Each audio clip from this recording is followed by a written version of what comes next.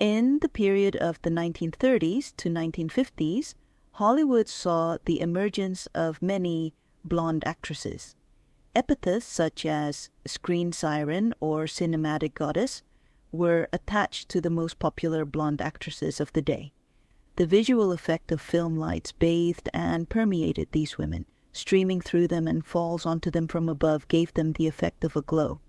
By the magic of cinematic lighting, pale skin and blonde hair were made to look like the closest approximation of what the viewers imagined goddesses would look like. Our clumsy association of blonde hair with divinity goes back a long way. Two of the Norse goddesses, Sif and Freyja, are described to be blondes. Sif was known for her golden hair, which symbolizes fertility and prosperity in agriculture, and was described as the most beautiful of women. Freyja, the goddess of love, beauty, and fertility, was also said to be the fairest of all goddesses. Freyja had blonde hair and blue eyes. The ancient Greeks also seemed to find blonde hair to be fascinating. In the Homeric epics, Menelaus, the king of the Spartans, is portrayed as having blonde hair. The Greek goddess of love, Aphrodite, was often described as golden-haired and portrayed with this color hair in art. To represent her youth, innocence, and fertility, the Virgin Mary has predominantly been painted as a blonde since the 15th century. In politics, Marie Antoinette and Madame Pompadour posed as invincible deities with blonde wigs so high that they tower above everybody else. The poet Sappho of Lesbos, circa 630 to 570 BC, praises Aphrodite for her golden hair, stating that since gold metal is free from rust, Aphrodite's golden hair represents her freedom from ritual pollution. She also wrote that purple-colored wraps as headdress were good enough, except if the hair was blonde. For the girl who has hair that is yellower than a torch, it is better to decorate it with wreaths of flowers in bloom. Choral lyric poet Alcman of Sparta praised golden hair as one of the most desirable qualities of a beautiful woman and describes the girl with the yellow hair and a girl with the hair like purest gold in various poems.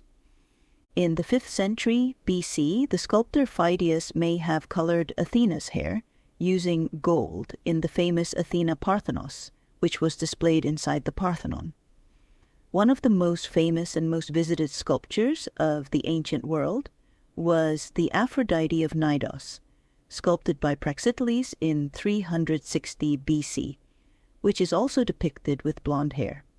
This statue inspired a myriad of copies of that decorated the temples, gardens, and villas of the Greek city-states. Pliny the Elder wrote that people traveled great distances to marvel at this sculpture. One man was so overcome with desire for the blonde Aphrodite that late one night he sneaked into the temple to be alone with the statue. The man embraced it intimately, and a stain bears witness to his lust. Praxiteles is said to have modeled Aphrodite after his mistress Phryne, who, with her long flowing blonde hair, was said to be the most beautiful woman in Greece. There are many records of kings and aristocrats in the ancient world who claimed to have descended from the gods to justify their position of authority. The ancient Greek and Roman aristocrats admired poets like Homer, who wrote about demigods and aristocratic privileges. Ancient Greek poets often described their deities as blonde-haired.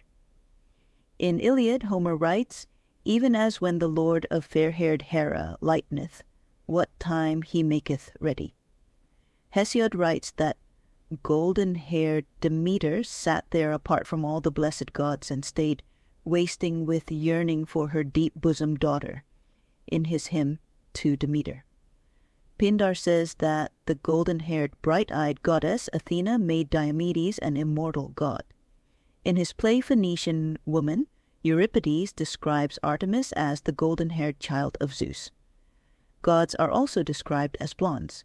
Pindar wrote, "Apollo, splendid in your golden hair, grant in your own contests," in his odes, and Euripides, in Bacchae, described Dionysus as this new deity Dionysus, a sorcerer, a conjurer from the Lydian land, fragrant in hair with golden curls. The fair-haired description also includes the demigods. Euripides says that Hercules cleared the grove of Zeus of a lion and put its skin upon his back, hiding his yellow hair in its fearful, tawny, gaping jaws. And in Odyssey, Homer writes, "Our people who saw it when they carried fair-haired Rhadamanthus to visit Tityus." Rhadamanthus is the son of Zeus, from his affair with Europa. The ancient Greeks' longing for blondness is revealed in the romance Ethiopica by Heliodorus of Emesa, a tale about a royal Ethiopian couple who gave birth to a blonde girl, Chariclea, because they conceived under a painting of the nude blonde goddess Andromeda. Perhaps due to their connection to Aphrodite, ancient Greek prostitutes frequently dyed their hair, blonde using saffron dyes or colored powders. As a result of this and the natural rarity of blonde hair in the Mediterranean region, by the 4th century BC, blonde hair was associated with prostitutes. The comic playwright Menander, circa 342 to circa 290 BC, protests that no chaste woman ought to make her hair yellow. He further says that blonde hair dye is dangerous for a woman's moral character when he writes, "What can we women do, wise or brilliant, who sit with hair dyed yellow, outraging the character of gentlewomen, causing the overthrow of houses, the ruin of nuptials, and accusations on the part of children?" The ancient Romans also portrayed their goddess of love, Venus, with light skin and blonde hair, which led to blonde hair being considered to be a symbol of a prostitute. However, Roman prostitutes were carefully organized. They were licensed, taxed, and actually required by law to bleach their hair or wear blonde hair wigs to distinguish them from other women. In this setting, blonde hair became much less a symbol of nobility and more a symbol of sexual abandon. Messalina, the third wife of the Emperor Claudius, was so excited by the idea of disguised, violent sex with strangers that she would sneak out at night wearing a blonde wig and prowl the city. Her lovemaking was so violent that it is rumored she frequently dislodged her blonde hairpiece and was always recognized when she was making her way to return to the royal residence. Other Roman ladies of fashion were soon imitating her choice of wearing blonde hair in public, and the lawmakers were powerless to stop the trend. Added to this was the wave of blonde envy among the aristocratic ladies of Rome, prompted by the admiration Roman men showed for the fair-haired women from the north. The Romans had long known of the fair-haired Celts, and military conquests in Gaul and Britain brought them in contact with even more Celtic and Germanic tribes. The element of rebellion and abandon, by now associated with blonde hair, was to survive down the centuries, repeatedly resurfacing in contrast to the image of fair-haired virginal purity. Ovid, circa 43 BC to 17 AD, wrote about the blonde fashion of his time, with Roman women wearing blonde wigs made from the hair of captured or slain northern European women. Wealthier people could afford to sprinkle gold dust on their hair to create a blonde look. Other more affordable bleaching agents included as sapo, goat's fat mixed with beechwood ashes, Batavian pomade, a dyeing soap, lees, sediment of wine or vinegar, and pigeon dung. Women and some men applied bleaching agents to their hair and then exposed it to the sun to achieve a golden or red color. Another way to achieve a lighter shade was to cover the hair with flower pollen and the crushed petals of yellow-colored flowers. When harsh bleaching agents caused hair loss, Roman women resorted to wigs made from the hair of blonde slaves.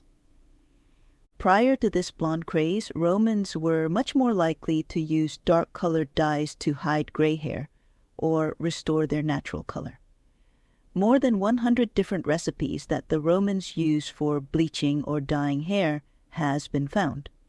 To color gray hair, the Romans used a mixture made from ashes, boiled walnut shells, and earthworms. Another recipe for dark hair dye combined boiled walnut shells, charred eggs, leeches, and other ingredients. Lead-coated combs dipped in vinegar would also leave a dark residue on the hair. Repeated use of a comb left more lead salts on the hair and deepened this color over time. Romans also imported black hair from India. However, while their use of blonde hair had the political significance of being a symbol of Rome's subjugation of barbarians, the Indian hair was acquired through trade with no apparent political symbol attached to them.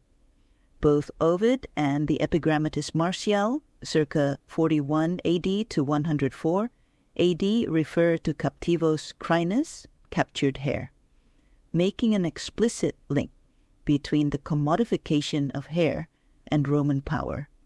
This passion for blondes offended the pride and patriotism of some Roman men, some of whom has likely shown admiration for blonde-haired women themselves.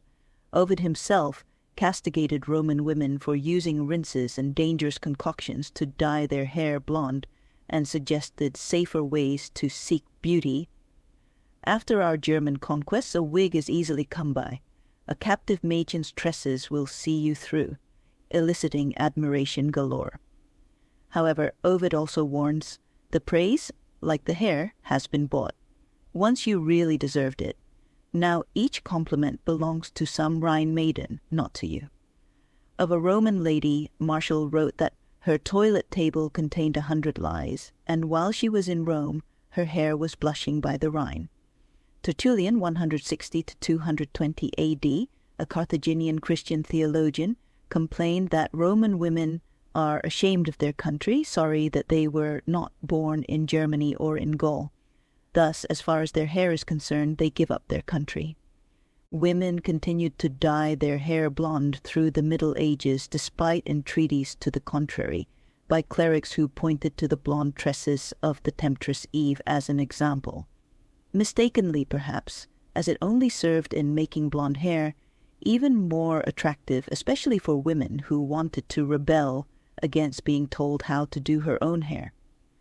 In this period, blonde hair came to represent dangerous eroticism, sexual temptation, and beauty. However, its representation of sexual purity, moral goodness, and spirituality also survive. Angels were usually depicted as blondes in Christian arts, as were the chaste heroines of chivalric romance. The 12th century French court poet Chrétien de Troyes filled his Arthurian legends with beautiful blonde women, such as Guinevere, who had flowing hair and blue or green eyes to attract the heroes. The blonde Iseult from the 12th century tale Tristan and Isolde was described as the most beautiful woman from here to the Spanish marches. In Roman de la Rose, a 13th century French poem, the hero encounters a bewitching beauty with gray-blue eyes, a straight nose, snowy breasts, and blonde hair, features that represented the pinnacle of female beauty in the Middle Ages, and harks back to the goddess Athena's description of being gray-eyed and fair-haired. The Arabs also shown passion towards blonde hair. During the Crusades, the 12th century Arab historian Imad ad-Din records the arrival of 300 lovely Frankish women, full of youth and beauty, loving and passionate, blue-eyed and gray-eyed, who had come to offer comfort and companionship to their male countrymen.